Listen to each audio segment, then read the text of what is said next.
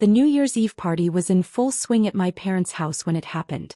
My mother had insisted on hosting as she did every year, despite the fact that her home was now significantly smaller than the house my daughter owned. Downsizing had been hard on them after my father's layoff, moving from their sprawling suburban home to this modest townhouse. But tradition was tradition, and I'd learned to pick my battles carefully over the years. The living room was crowded with family members. My sister Jennifer and her husband occupied the love seat near the fireplace. My brother Mark sat at the dining table with his girlfriend, both of them scrolling through their phones between conversations. The coffee table was covered with appetizers my mother had spent 2 days preparing, determined to prove that a smaller house didn't mean a smaller celebration. My son Lucas, age 12, had been excited about his gift for weeks. He'd saved his allowance from helping his father with yard work and carefully chosen a vintage fountain pen for my father, who collected them. Lucas had spent hours researching online, reading reviews on collector forums to make sure it was a Parker duofold from the 1930s, one my father didn't already have. He'd even had it professionally cleaned and restored at a specialty shop downtown, spending extra money he'd earned from tutoring younger students in math. When gift exchange time came, Lucas proudly handed the wrapped box to his grandfather. My father opened it with his usual gruff efficiency, barely glancing at the pen inside. He said, setting it aside. My mother leaned over to look. Her expression shifted to something cold. We don't keep presents from children who aren't real family. The room went silent. My sister Jennifer stopped mid-conversation. My brother Mark's fork froze halfway to his mouth. Lucas blinked twice. His face stayed neutral, though I saw his jaw tighten slightly. He'd learned that tell from me over the years. Then my daughter Emma stood up from where she'd been sitting quietly in the corner, checking her phone. At 24 she had her father's height and my stubborn streak. She set her wine glass down with precise care. Just like we don't keep employees who insult the CEO's kids, she said, her voice pleasant and conversational. My parents' faces drained of color at the same time. Emma, my mother started, her voice thin. No, I think we should clarify something, Emma continued. She looked at Lucas. Are you okay? He nodded. I'm fine. Good. Emma turned back to my parents. Because I want to make sure everyone understands the situation clearly. My father cleared his throat. Emma, sweetheart, your mother didn't mean. She meant exactly what she said, Emma interrupted. Lucas isn't biologically related to you, so in her view he's not real family. She's made that clear multiple times over the past 3 years. The comments about him not being invited to family photos. The separate table at Thanksgiving. The suggestions that he call you by your first names instead of grandma and grandpa. Jennifer shifted uncomfortably. She'd witnessed those moments too but had never said anything. Emma, let's not do this now, my mother said, forcing a smile. It's New Year's Eve. We're all family here. Are we? Emma asked. Because 3 minutes ago, you explicitly stated that Lucas is not real family. I finally found my voice. Mom, you need to apologize to Lucas. For what? For being honest.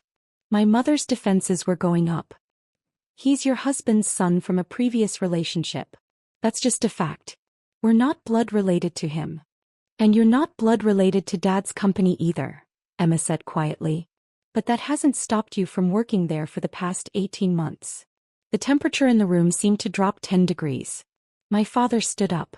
That's completely different. I've worked in corporate finance for 30 years. And you were unemployed for 2 years before Emma hired you, I said, finally understanding where my daughter was going with this.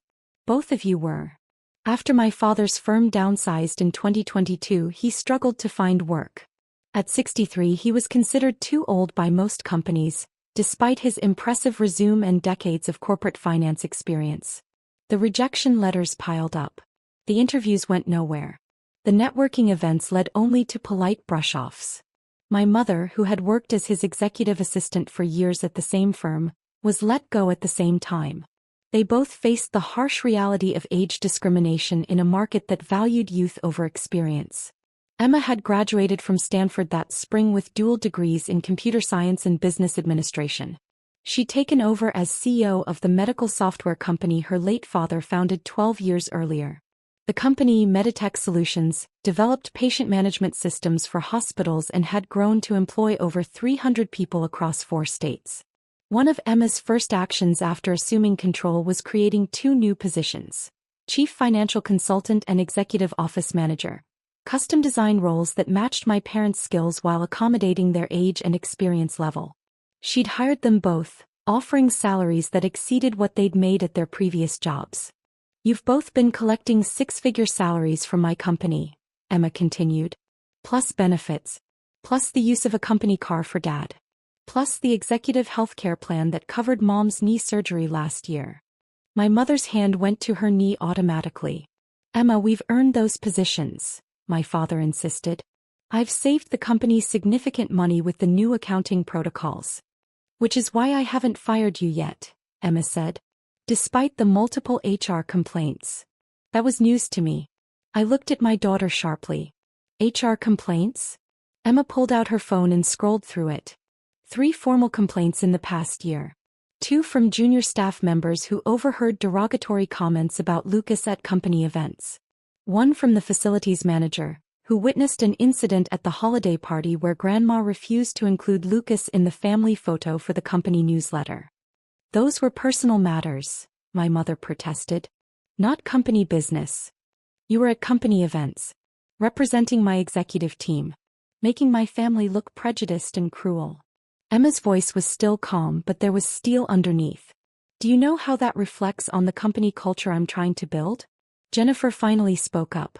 "Emma, I'm sure Mom didn't mean it the way it sounded." "She meant it exactly the way it sounded," Lucas said quietly. We all turned to him. "It's okay. I'm used to it." That broke my heart more than anything else that evening. Emma walked over and put her hand on Lucas's shoulder. "You shouldn't have to be used to it. You're my brother. You've been part of this family for 3 years. The fact that you came from Dad's previous relationship doesn't make you less family than I am." My parents exchanged a look. My mother tried a different tactic. "Emma, you have to understand. We raised you. We knew your father. This boy just showed up when your mother remarried." "This boy has a name," I said sharply. "And he didn't show up. I married his father. We became a family. You were invited to be part of that family. You chose to draw lines instead." "We have a right to our feelings," my father said. "You do," Emma agreed. "And I have a right to decide who represents my company, who I trust to uphold the values Dad built this company on. He always said that family, chosen or biological, was everything." He paused, letting that sink in. "Dad would be ashamed of how you've treated Lucas," Emma continued. "He would never have tolerated this kind of exclusion. He would have stood up for him immediately." My mother's eyes filled with tears. "Don't you dare tell me what my son-in-law would have thought." "Your son-in-law left me a company worth $200 million, Emma said flatly. "He left detailed succession plans. He left value statements and cultural guidelines. And nowhere in any of those documents did he suggest that love should be conditional on genetics." The room was completely silent now except for the muted sound of televised New Year's celebrations from someone else's party outside. Emma looked at her phone again. "It's 11:30. I'm going to give you both a choice. You can apologize sincerely to Lucas right now. You can acknowledge that he is part of this family and deserves to be treated with the same respect you show everyone else. Or you can plan to clean out your offices on January 2nd. You can't fire us over a personal disagreement," my father blustered. "I can fire you for violating company harassment policies," Emma corrected. "I can fire you for creating a hostile environment. I can fire you for conduct unbecoming of executive-level staff. I have 3 documented HR complaints and about a dozen witnesses to tonight's incident alone." My brother Mark, who'd been silent this entire time, finally spoke. "Jesus Christ, Mom. Just apologize. This is insane." "Stay out of this, Mark," my mother snapped. "No, he's right," Jennifer added. "You've been horrible to Lucas. We've all seen it. We just didn't want to make waves." My mother looked around the room, finally realizing she had no allies left. "This is ridiculous. We're being blackmailed by a 24-year-old. "I'm the 24-year-old who signs your paychecks," Emma said. "I'm the 24-year-old who approved your healthcare that cost the company $40,000 last year. I'm the 24-year-old who gave you both jobs when no one else would hire you.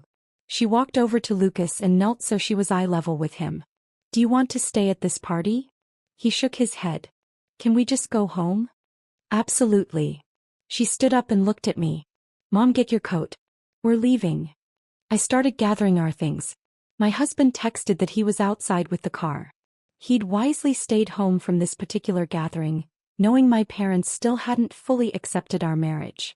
If you walk out that door, don't expect to be welcomed back, my father said, his voice tight with anger. Emma paused at the doorway. I own a 4-bedroom house with a guest suite. Mom and Lucas and James are welcome there anytime.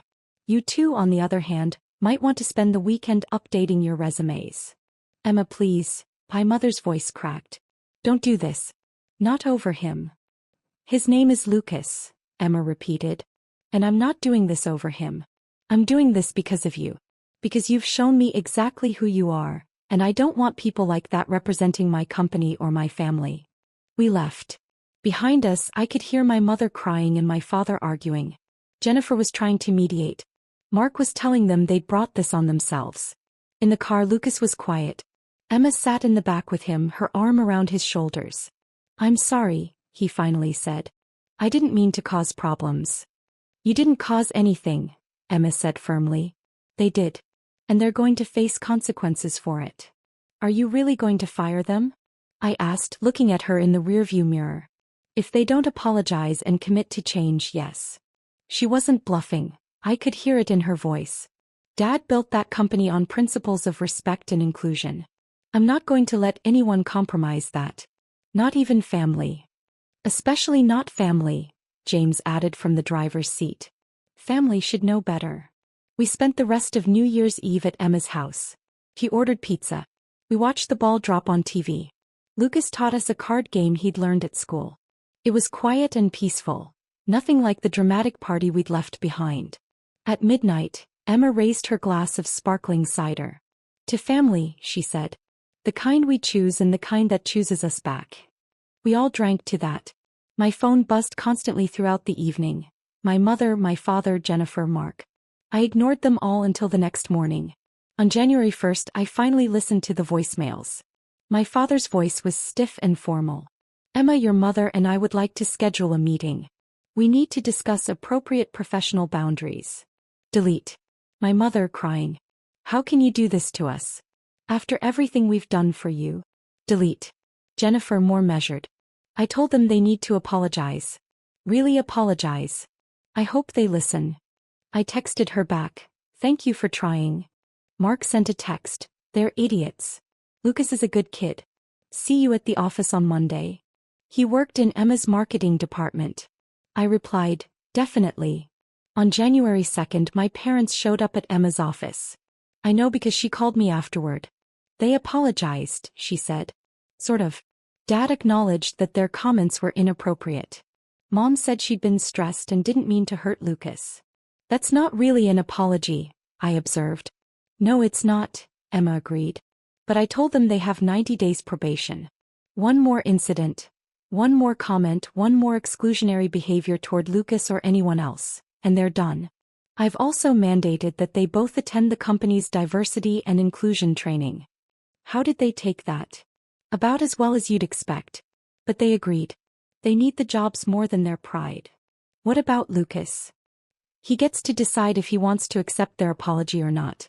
I told them they need to apologize directly to him in person with no excuses or justifications. Just a real acknowledgement of harm and a commitment to do better. They did eventually apologize to Lucas. It took 3 weeks and a family therapy session that Emma insisted on and paid for. The apology was awkward and clearly difficult for them, but Lucas accepted it with more grace than they deserved. Things are still strained. My parents are careful now, watching their words. They include Lucas in photos.